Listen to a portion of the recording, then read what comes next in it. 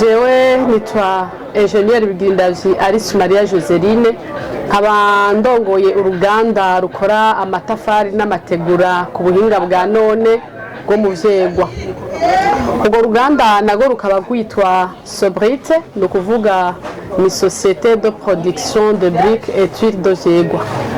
Urwo ruganda ni uruganda rwaje hageze kuko n'uruganda rwaje gutuma abantu bashobora kubaka ibintu vyiza bikomeye kandi vy'agaciro.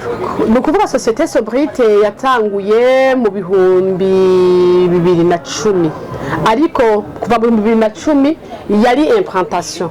Ni ukuvuga twatanguye kudandaza gushira amatafari yacu ku isoko guhera mu 2015.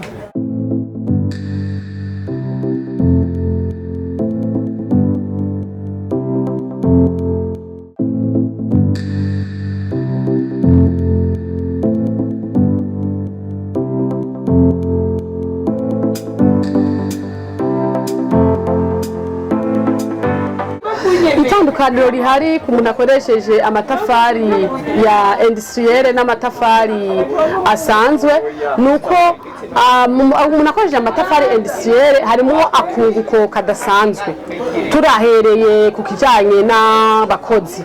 Abakozi uruhome rwubatswe n'abakozi 8 bubakishije amatafari asanzwe, rwubakwa n'abakozi 4 bubakishije amatafari industrielle.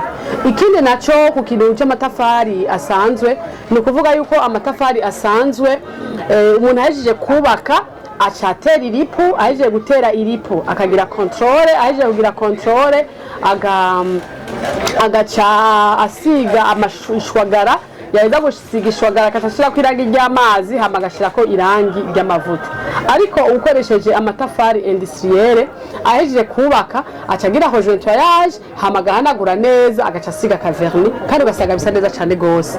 Ivyo byose rero biratuma ukoresheje amatafari industrielle harimo akunguko kubera arungukira mu isima n'umusenyi gukoresha muri crépissage no muri contrôle na main d'œuvre gukoresha muri ivyo bintu, kuko ku matafari industrielle adaheza ngo asubire gukenera ibintu vy'amakrépissage n'ibintu byo gusiga amarangi. Ikintu cyatumye dushinga uruganda Sobrite ni ukuvuga ubwambere na mbere harabayemwo gukingira ibidukikije. Gukingira ibidukikije kuko amatafari ya Sobrite mu guturira nta biti dukoresha umuguruka w'ikawa, ico bita parche de café. Ivyo rero bigaca bituma bamwe bagira ya matafari traditionnelle baturiza amantuzenya, baturiza inkwi, ugasanga bakoresheje ibiti vyinshi, ariko twebwe muri Sobrite dukoresha parche de café, ntaho dukoresha guturira amatafari. Ivyo rero nakunguko ku gihugu kuko urumva ko ibidukikije bica bikingirwa bikwiye.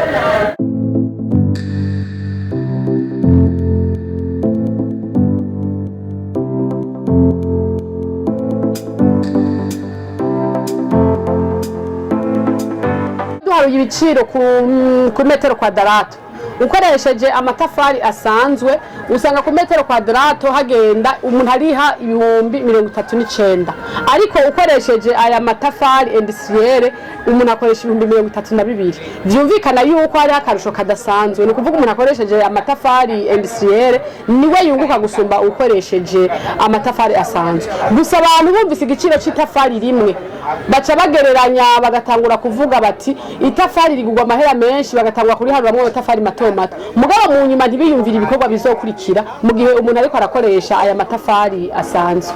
Twebwe mu biciro dutanga ibiciro tubashikaniye aho bifuza, turavye urugendo ruhari hagati y'uruganda rwacu n'ahantu tujana, hariho ibiciro tubashirirako hama bakaheza tukaborohereza tukabashikanira aho bifuza.